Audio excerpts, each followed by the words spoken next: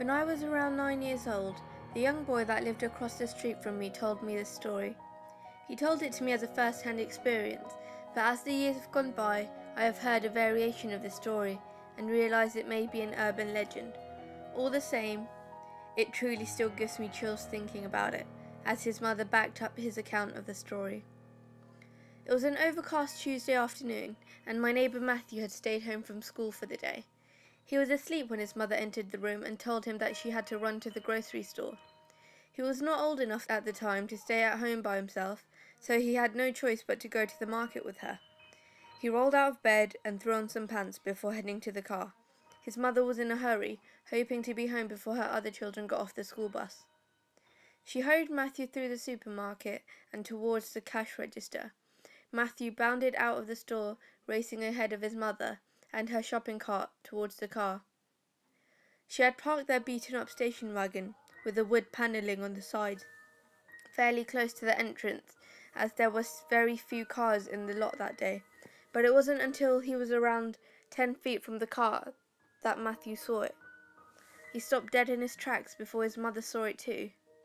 There, in the passenger seat, was an old woman, who appeared to be in a hospital gown or something of the sort.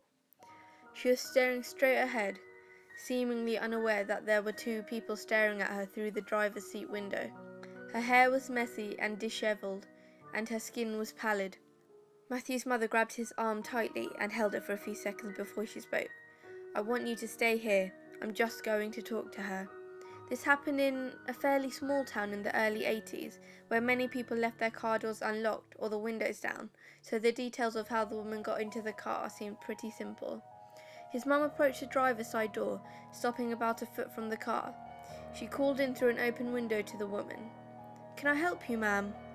The woman's head swung around towards his mother quickly, and she smiled eerily at both of them. She did not respond, she just smiled, with an almost blank look in her eyes. Matthew caught himself taking a step back as his mother repeated, "Excuse me, ma'am, can I help you?" It took a moment, but the woman finally responded. Her voice was shaky. "Get in," she said, beckoning towards them. His mother quickly replied, holding up her hand towards her son, as if telling him to stay back. "Ma'am, I'm very sorry, but is there someone we can call to come and get you?"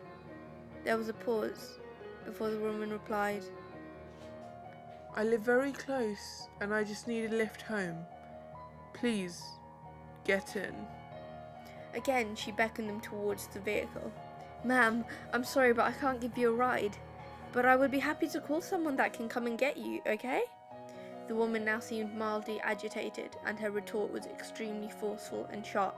"Get in." Nothing about this felt right to Matthew, and apparently his mother felt the same way. She turned to her son and told him to run back inside and tell the manager to call the police. He ran. He told the manager exactly what was happening, and without taking a breath, he instructed him to call 911. Not wanting to leave his mother alone outside with a seemingly unstable woman, Matthew dragged the manager with him back into the parking lot. His mother was still trying to negotiate with the woman, who was becoming more and more aggressive in her demands. "Get in the car." As I have said, this was a very small town, so the police arrived very quickly. 2 male officers arrived on the scene in under 10 minutes, and quickly approached Matthew and his mother to ask for the details. After getting the story from his mum, the officers approached the vehicle and began to speak to the woman. "Ma'am, please step out of the vehicle." The woman did not respond. "Ma'am, step out of the vehicle, we need to speak to you." Still nothing from the old woman. The officer motioned towards his partner, who drew his weapon and nodded. He approached the passenger side door slowly. "Ma'am," he put his hand on the handle. "Let's do this the easy way, okay?" He pulled the handle, the door opened. "Now, step out of the car." She looked at him, wild-eyed, but said nothing. Now the door had swung all the way open. The officer placed his hand on the woman's arm and slowly pulled the woman up and out of the vehicle. And then chills went up Matthew's spine. Not when he saw the first officer drag the woman out of the vehicle, not when she locked eyes with him and smiled that awful smile. It was when the second officer revealed what the woman had been sitting on. A small hatchet. To this day, I still think of Matthew and his mum, and those chilling words. Get in.